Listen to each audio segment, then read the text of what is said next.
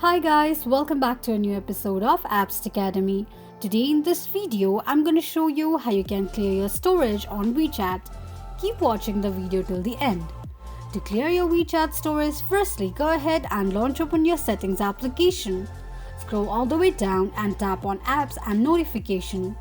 From the app list, tap on WeChat. On the next page, click on storage and cache.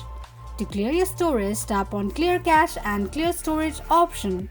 Confirm clearing of your cache and storage of WeChat by tapping on OK.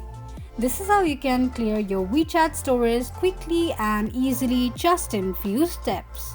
If you have any thoughts or queries, let us know in the comments section.